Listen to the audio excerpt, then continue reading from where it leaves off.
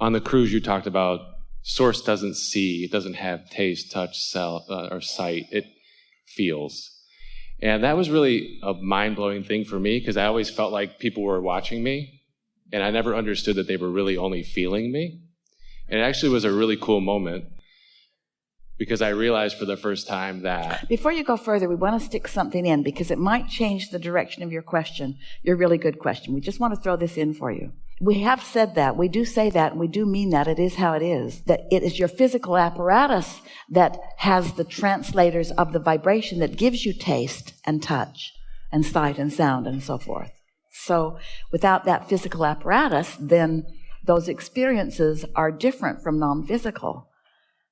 But the satisfaction that you feel when you taste something that you like is felt by us. Yes, that's the part I got for the first time. So you could say that if it tastes good to you, it tastes even better to us.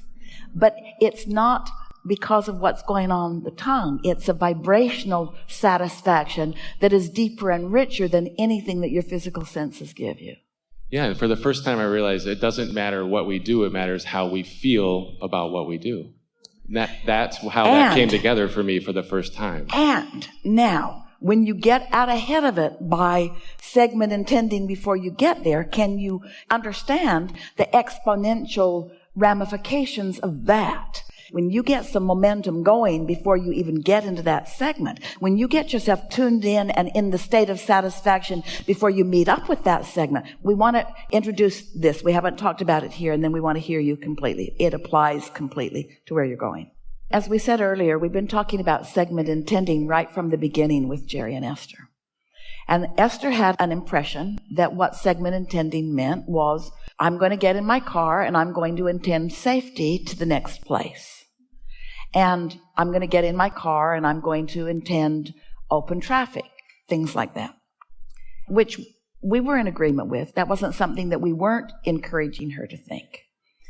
But her impression still was, I'm going to hook into the source energy and then I'm going to blast it into my future segment and I'm going to get it ready for me. I'm going to change it so that when I get there, I'll like it. And not only will it change for me, it'll change for anybody else that goes anywhere I go. I'm fixing that segment. You all come along. I've cleared the way. That's kind of the way Esther was looking at it. Now she understands that what she's doing as she's segment intending, she's identifying and isolating and calibrating to this vibration of utter well-being. And sometimes she calls it clarity and love and fun. So she's accomplishing that in her being. And then she's walking that being into a segment where she will attract those things from that segment. She's not changing the segment. She's changed herself because it's attraction, attraction, attraction. So ornery people aren't going to come to her. And people that are reckless drivers aren't going to come to her. What's a vibrational match to what she has identified? And like our friend helped us to clarify earlier, she doesn't just believe it, she knows it. She knows it. She's done it. She knows it. She feels it. She goes. And this segment is so sweet to her. And this segment is so sweet to her. And this segment is so rich. You see what we're getting at? And so? So for that first time, I realized that the action isn't the important part, it's the feeling. And then you talked about, don't do anything that you don't think is appropriate. And I thought, oh, that seems judgmental. But then I realized, again, it's not a matter of whether somebody else thinks it's appropriate. The appropriateness of it is only important because it is how you feel about it again. Yeah, you'll split your energy. Here's the statement that's a really easy one to get hold of that is so easy to apply. Make a decision and line up with it. Make a decision and line up with it. Today we would say make a decision and segment intend it into place. Make a decision and then don't talk smack about it. Make a decision and line up with it. So there's a family reunion and you don't really want to go, but you feel like you should because your mother's going to be really mad at you if you don't show up. Make a decision and line up with it. So if you decide you're going to go, doesn't matter if you go or don't go, but if you decide to go, then make a list of all the reasons you're going. Don't go to please someone else. Satisfaction comes from one place and one place only, making a decision and lining up with it and moving in the direction of that decision. So don't do something because somebody else wants you to do it. You're just going through the motions and offering lip service, and it won't be fun for them either, or for you. But if you say, I'm going, and I'm going to like going, and I'm going to think about it until I find that vibrational resonance with it, and then you've lined up with it. Now you're taking yourself into this environment, a new you, into this environment where you're going to have a whole series of experiences like you've never had before. It's going to be a very unusual family reunion because they are going to find a person that they have not met before. And they're not going to be able to talk you back into your insecurities that you had since you got stuck in that little chair when you were 4 or whatever. When you think about in the context of what we're just talking about, can you, from a vibrational standpoint, talk about the word responsibility? Because that's a conflicting word for me when I think about doing what I want to do sometimes. I just would like to hear you talk about responsibility. Let's look more to its roots. Let's start with the idea of response. Response first. And then let's talk about the law of attraction. And then let's talk about connection and how in sync you are with your inner being. We've been talking about, so you decide to meditate and you quiet your mind. And if you quiet your mind, you stop thought. And if you stop thought, you stop resistant thought. And if you stop resistant thought, your vibration rises. And when your vibration rises, now you're in sync with source energy and your inner being. And now things will begin occurring to you. Thoughts will occur to you. Impulses will come to you. So is it responsible to do that, or is it responsible to not just do Wait, it? just one second. You're being responsive to your vibration. Mm-hmm.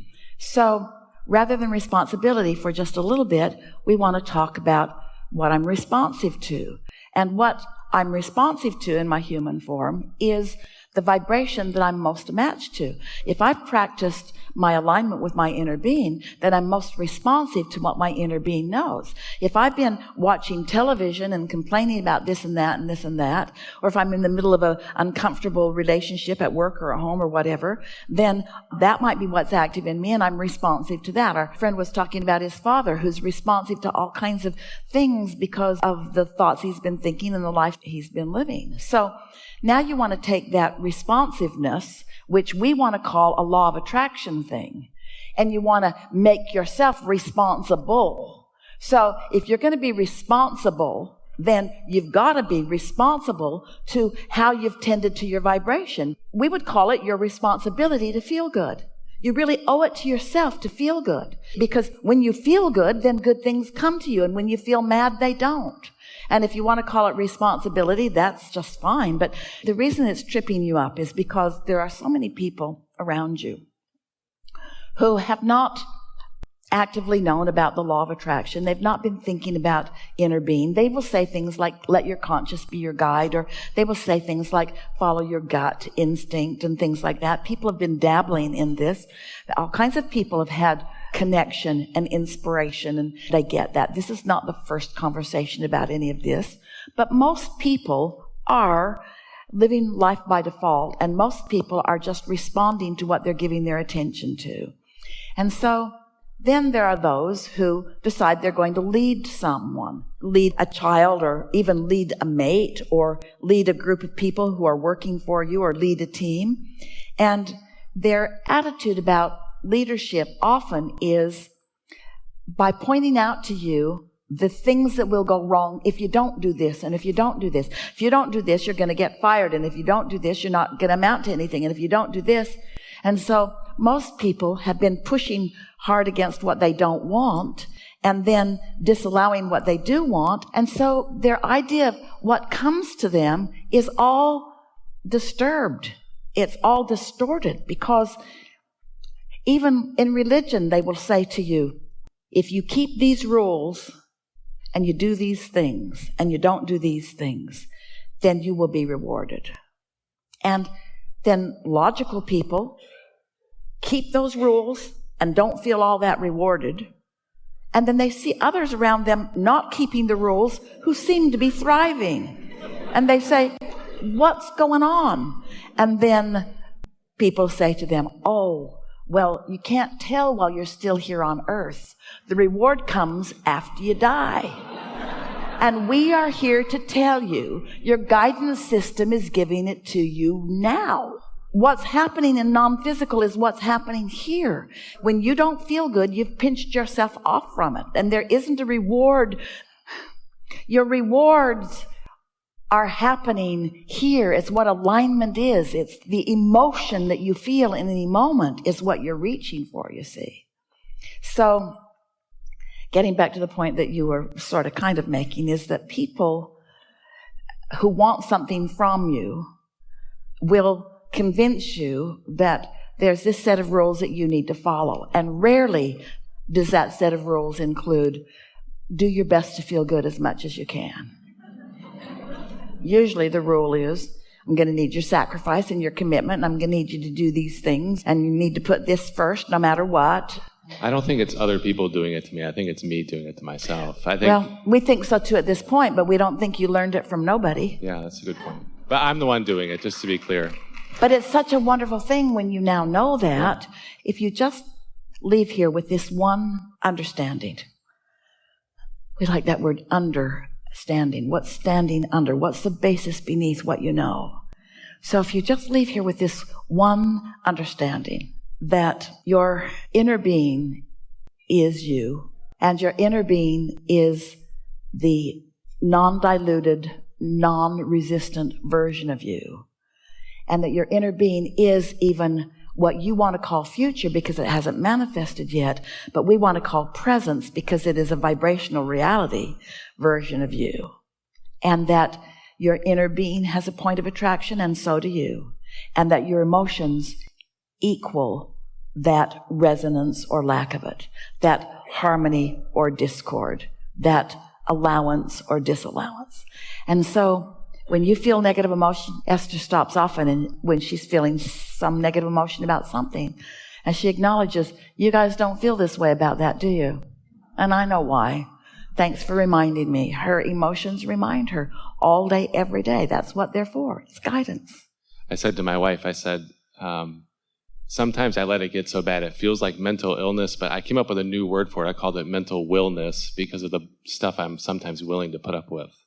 And that's that moment where you just stopped it is really important. And if you don't stop it, it's all right. It'll get bigger, but then something will distract you, because at this point in what you've got going on, once you know these things, once you acknowledge that you are an extension of source energy, do you know that? And once you acknowledge that that source energy part of you is vividly aware and active in your life experience, do you know that? And once you understand that the things that you've asked for, your inner being is aware of and is attracting on your behalf, do you know that? Is attracting on your behalf. Then there's only one question to ask yourself. Am I a cooperative component right now? And if you got negative emotion going on, the answer is no, not right now. It doesn't mean no, not ever. No, not right now. Not while I feel like this. And if you're frisky and feeling full of fun and you're loving life, then you're letting it in, and you're letting it in. And before you know it, you start really noticing the difference. You can feel when you're in the flow and when you're not. And the most important thing that your inner beings want us to convey to you is that when you're not in the flow, it's okay. Because your negative emotion about yourself could only exist because your inner being isn't having any negative emotion about you. If your inner being were as mad at you as you are, you wouldn't feel mad. Doesn't that make sense? It's the fact that your inner being knows that all is well and you don't that makes you feel bad. It's that your inner being knows that you are wonderful and you don't that makes you feel bad. Sort of makes you appreciate that discord, doesn't it? Ooh, my inner being must really love me because I'm feeling real bad right now.